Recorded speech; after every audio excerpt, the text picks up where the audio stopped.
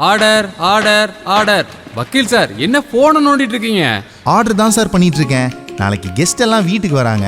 அவங்களுக்காக my food my price ஆப்ல food pre book பண்ணிட்டு இருக்கேன். அதுல நமக்கு பிடிச்ச டிஷ்ஷுக்கு நம்மளே விலையை நிர்ணயிக்கலாம். வாவ், நானும் பண்ணிடுறேன். பிரியாணி பாளையத்தின் the brand new app my food my price நமக்காக.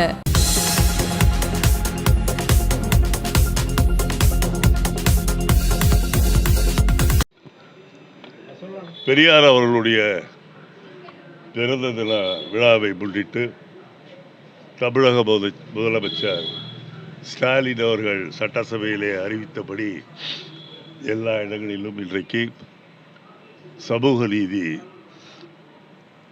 உறுதிமொழி உறுதிமொழி எடுக்கப்பட்டிருக்கின்றது. பெரியார் அவர்களுடைய புகழை உலகெங்கும் பறக்க வேண்டும் என்பதிலே முதல்வர் அவர்கள் மிகுந்த ஆர்வமுடையவராக இருப்பது கண்டு நான் மிகவும் அவருக்கு என்னுடைய நன்றியை தெரிவித்துக் கொள்கின்றேன்.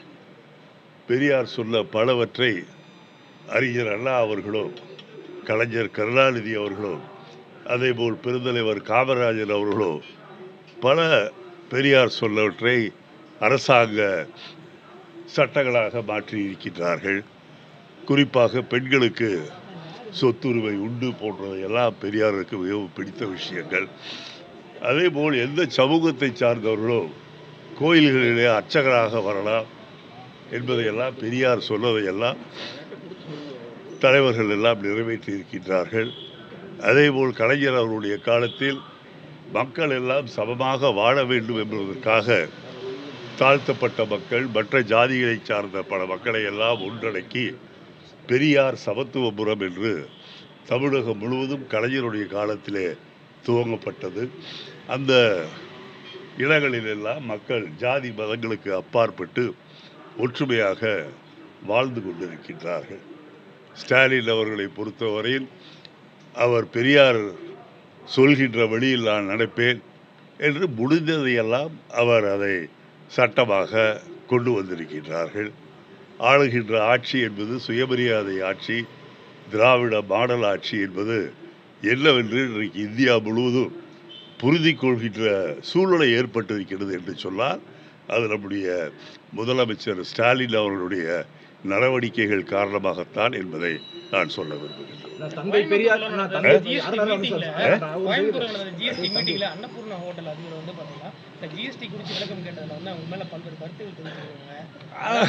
அதாவது முடிந்து போன விஷயம். பட் இருந்தாலும் ஒரு அமைச்சராக இருக்கின்றவருக்கு கொஞ்சம், அதுவும் பெண் அமைச்சர் என்று சொல்லும்போது கொஞ்சம் அடக்கம் வேண்டும், ஒரு பணிவு வேண்டும். அது எதுவுமே இல்லாமல் இந்த அம்மையார் பாட்டுக்கு ஏனென்றால் அந்த கூட்டம் கூடியதே உங்களுடைய குறைகள் என்ன என்று சம்பந்தப்பட்டவர்கள் சொல்வதற்காக சிறு குறு தொழிலதிபர்கள் உள்ளடக்கிய கூட்டம் அது. அதிலே ஒவ்வொருத்தரும் அவர்களுடைய கருத்தை சொல்லும்போது அன்னபூர்ணாவினுடைய உரிமையாளரும் தன் கருத்தை சொன்னார். அவர் சொன்னது எல்லோருக்கும் தெரியும். பண்ட் ஒரு விலை, அந்த பண்டுக்குள்ள ஜேமம் போட்டு அதுக்கு டேக்ஸ் இதெல்லாம் சொல்வது நடைமுறை சிக்கல். மக்களும் குழம்பி போகின்றார்கள், ஹோட்டல்காரர்களும் குழம்பி போகின்றார்கள். ஆகவே இதெல்லாம் தவிர்க்கப்பட வேண்டும். ஜிஎஸ்டியை நீக்குங்கள் என்று கூட அவர் சொல்லவில்லை, ஜிஎஸ்டியை முறைப்படுத்துங்கள் என்று சொன்னதற்கு அவரை இரவிலே ஆளை விட்டு மிரட்டி, தொலைபேசியிலே மிரட்டி, காலையிலே வந்து மன்னிப்பு கேட்க வச்சு அதை படமாக எடுத்து வெளியே போய் காட்டுகின்றார்கள் சொன்னால் அது எவ்வளவு கேவலம் என்பதை நான் சொல்லிக்கொள்ள விரும்புகின்றேன். அதுவும் அவர் பணிவாக எழுந்து அந்த அம்மையாருக்கு மன்னிப்பு சொல்கின்றார் என்று நினைக்கின்றேன். மூஞ்சியில் எந்த விதமான ஒரு உணர்வும் இல்லாமல் அந்த அம்மையார் அப்படியே கல்லை போல உட்கார்ந்து கொண்டிருக்கின்றார். ஆகவே மனிதர்களை மதிக்கக்கூடிய அந்த மனித தன்மை நிர்மலா சீதாராமனிடம் இல்லை என்பதைத்தான் இது காட்டுகின்றது. அவருக்கு இன்றைக்கு தமிழகம் முழுவதும் அல்ல, இந்தியா முழுவதும் அவருக்கு ஆதரவாக அரசியல் தலைவர்களும் சரி, சமூக ஆய்வாளர்களும் சரி, வியாபாரிகளும் சரி இன்றைக்கு இந்த ஒரு காரணத்திற்கு பாரதிய ஜனதா கட்சிக்கு எதிர்ப்பாக போய்கொண்டிருக்கின்றார்கள். வர இருக்கின்ற நாட்களில் இது இன்னும் பெரிய விஷயமாக வெடிக்கும் என்று நான் நினைக்கின்றேன்.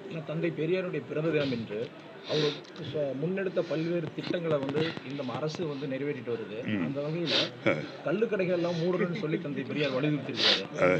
இந்த திராவிட மாடல் அரசு அதை நிறைவேற்றணும்னு சொல்லி நீங்க கோரிக்கை வைப்பீங்களா? மதுக்கடைகளை மூடணும்னு சொல்லி இப்போ நிறைய வலியுறுத்திட்டு வர்றாங்க.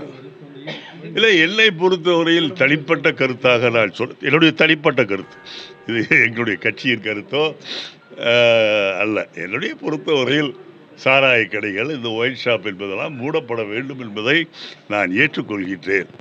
ஆனால் அதே நேரத்தில் கள்ளுக்கடைகளை திறந்து விடுவது என்பது அது ஓரளவுக்கு உடல்நிலையை பாதிக்காது. இன்னும் சொல்ல போனால் பனைமரங்களை வைத்திருக்கின்ற விவசாயிகளுக்கு அது மிகப்பெரிய உதவியாக இருக்கும்.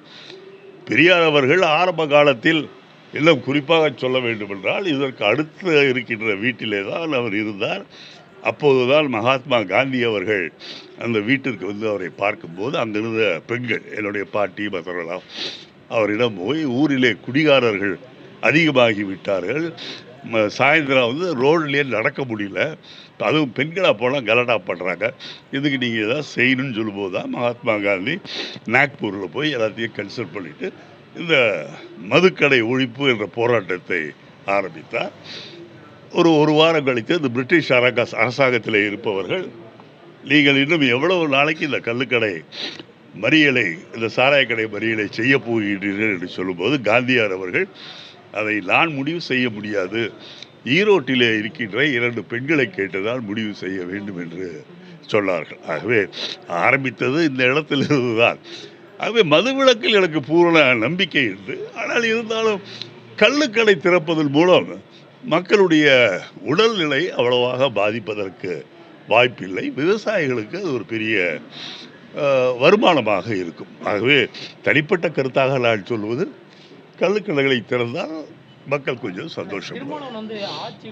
பற்றி சொல்லாதவர்கள், வெளியிட்ட கொடியினுடைய விளக்கம் என்று என்னவென்று சொல்லாதவர்கள், அவர்கள் எல்லாமே இன்னும் கட்சியை ஆரம்பிப்பதற்கு முன்பே ஆட்சியை பிடிப்பதுதான் எங்களுடைய வேலை என்று சொல்லும்போது, பல வருடங்களாக ஆட்சி அரசியல் செய்து வரும் ஒரு தமிழகம் முழுவதும் ஒரு குறிப்பிட்ட அளவு மக்களுடைய வாக்கு வங்கியை வைத்திருக்கின்ற திருமாவளவன் அவர்கள் சொல்வது ஒன்றும் தவறல்ல. இருக்கின்ற கட்சிகள் எல்லோருக்குமே, ஏன் நம்மளுடைய சீமான் அவர்களுக்கும் கூட அந்த ஆசை இருக்கின்றது. சீமானுடைய ஆசையை பார்த்தால் பக்கத்திலே கேரளா கொடுத்தா கூட அவர் வாங்கிக்கொள்வார், ஓட்டு போட்டால் அந்த கூட வாங்கிக்குவார். ஆகவே ஆட்சியை பிடிக்க வேண்டும் என்ற எண்ணம் எல்லா கட்சிகளுக்கும் இருப்பது நியாயம்தான். நீங்கள் ஆட்சியில் பங்கோ அதிகாரத்தில் பங்கோ எதுவாக இருந்தாலும் பவர் கையிலே அதிகாரம் வேண்டும் என்பதற்காகத்தான் எல்லா கட்சிகளும் இருக்கின்றன. ஆகவே திருமாவளவன் சொல்லியது ஒன்றும் பெரிய தவறாக நான் நினைக்கவில்லை. பட் அது கண்டிப்பாக 226 சாத்தியமாகாது என்று எனக்கு தெரியும். அதுவும் இல்லாமல் வருகின்ற தேர்தலை பொறுத்தவரையில் ஆட்சியை யார் பிடிப்பது என்பதை விட மதச்சார்பற்ற சக்திகள் எல்லாம் ஒன்று சேர்ந்து மத வெறியாளர்களை பாராளுமன்றத்திலே நாம் மிகப்பெரிய தோல்வியை கொடுத்திருக்கின்றோம். அதேபோல் வர இருக்கின்ற சட்டமன்ற தேர்தலிலேயும் மிகப்பெரிய தோல்வியை அவர்களுக்கு தர வேண்டும் என்பதிலே தான் திராவிட முன்னேற்ற கழக கூட்டணியில் இருக்கின்ற காங்கிரஸ், விடுதலை சிறுத்தைகள், மதிமுக, கம்யூனிஸ்ட் கட்சி போன்ற இயக்கங்கள் அதில் தான் குறியாக இருக்கின்றது. அதுதான் எங்களுடைய முதல் கடமையாக நான் நினைக்கிறேன். திருமாவளவனுடைய மாநாட்டிற்கு காங்கிரஸ் கட்சிக்கு அழைப்பு வந்திருக்கா? உங்களுக்கு அழைப்பு வந்திருக்கு? காங்கிரஸ் கட்சிக்கு வந்து எல்லாம் காங்கிரஸ் கட்சி அழைப்பு என்றால் காங்கிரஸில் பொறுப்பில் இருக்கிறவர்கள் தான் அனுப்புவார்கள். நான் காங்கிரஸில் ஒரு சாதாரண சட்டமன்ற உறுப்பினராகத்தான் இருக்கின்றேன். ஆனால் எனக்கு எந்த விதமான அழைப்பு வரவில்லை. நீதிபதியை வந்து நீதிபதி வீட்டில் போய் பிரதமர் நரேந்திர மோடி அவர் நீதிபதியாக போட்டதே இவரு தானே. அப்புறம் நீதிபதியாக இவர் தான் போட்டார். இவருக்கு எடுபடியாகத்தான் பல நீதிபதிகள் உச்ச நீதிமன்றத்திலே இருக்கின்றார்கள். ஆகவே அவர் வீட்டுக்கு செல்வதில் எல்லாம் எனக்கு ஒன்றும் தெரியவில்லை. ஏனென்றால் அனுப்ப வேண்டியது எல்லாம் வேறொரு ஆள் மூலம் கொடுத்து அனுப்பி விடுவார்கள். நீதிபதிக்கு எது தேவையோ காரில் டிக்கிலே போட்டு, நான் சொல்கிறது இது தேங்காய் அது மாதிரி விஷயம், அதெல்லாம் முதல்வரோட வெளிநாட்டு பயணம் தோல்வி அடைந்திருக்கு. அதை மறைக்கிறதுக்காக தான் திருமாவளவனும் முதல்வரும் சேர்ந்து ஒரு டிராமா பண்றாங்க, மது ஒழிப்பு மாநாடுன்னு சொல்லிட்டு. நீங்க முருகன் அவரை போய் பள்ளியில் இருக்கு சொல்லுங்க, அவர் ஏன் கீழே வந்து அவஸ்தப்படுத்துறாருன்னு எனக்கு தெரியல. முதல்வர் ஸ்டாலின் அவருடைய வெளிநாட்டு பயணம் என்பது நாம் எல்லோரும் பார்த்து கொண்டிருந்தோம். கிட்டத்தட்ட 18-19 நாட்கள் வெளிநாட்டிலே இருந்தார்கள். ஒரு நாள் கூட ஓய்வு எடுக்காமல் ஒவ்வொரு நாளும் ஒரு தொழிலதிபர்களை சந்தித்து தமிழகத்திலே நீங்கள் வந்து ஆரம்பிக்க வேண்டும் என்று சொல்லி அதில் 199 பேர் ஒத்துக்கொண்டார்கள். இதில் மிகவும் மகிழ்ச்சிகரமான விஷயம் என்னவென்று சொன்னால், ஃபோர்டு மோட்டார்ஸ் இருக்கே, அவர்கள் எங்களால் இங்கே செய்ய முடியவில்லை என்று சொல்லி அவர்கள் இங்கிருந்து கடையை மூடிக்கொண்டு போனவர்கள் திரும்பவும் தமிழ்நாட்டிலே நாங்கள் வந்து கடையை திறக்கிறோம் என்று சொல்லக்கூடிய அளவிற்கு தமிழ்நாடு ஸ்டாலின் அவர்களுடைய இந்த 3ஆண்டு ஆட்சி காலத்திலே வளர்ந்திருக்கின்றது. அவருடைய வெளிநாட்டு பயணம் என்பது மிகப்பெரிய, எந்த முதல்வரும் செய்ய முடியாத பல சாதனைகளை இன்றைக்கு ஸ்டாலின் அவர்கள் செய்து வந்திருக்கின்றார்கள். எப்படி வேண்டுமானாலும் அரசியலில் யார் வேண்டுமானாலும் அவரை பற்றி விமர்சிக்கலாம், அதில் ஒன்றும் தவறு கிடையாது. ஆனால் இந்த வெளிநாட்டு பயணத்தை பற்றி கொச்சைப்படுத்துவது என்பது சரியல்ல. அவருடைய வெளிநாட்டு பயணம் என்பது மிகப்பெரிய ஒரு வெற்றிகரமான பயணம். அது மட்டுமல்ல, அவர் உடல்நிலை சரியா இல்லை, அதற்காக போகின்றார் என்றெல்லாம் கட்டுக்கதை கட்டி விடுகின்றார்கள்.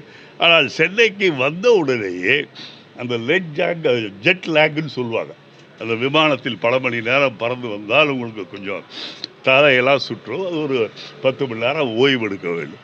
அந்த ஓய்வு கூட எடுக்காமல் அவர் உடனடியாக தன்னுடைய அரசு பணிகளை, மக்களை சந்திப்பதில் ஈடுபட்டிருக்கின்றார். முன்னாள் அமைச்சர், எங்களுடைய கட்சியை சார்ந்த திருநாவுக்கரசு அவருடைய வீட்டு திருமணத்தில் அன்றைக்கே கலந்திருக்கின்றார். அது ஒரு துடிப்பான ஒரு முதலமைச்சரை நாம் பெற்றிருக்கின்றோம். அவருக்கு ஊக்கம் தந்து மேலும் அவரால் நாம் என்ன நன்மை பெற முடியும் என்பதை பார்ப்பதை விட்டுவிட்டு அவரை விமர்சிப்பது என்பது சரியான காரியமில்லை. அது ஒரு பொறாமையின் காரணமாக சில பேர் செய்யலாம்.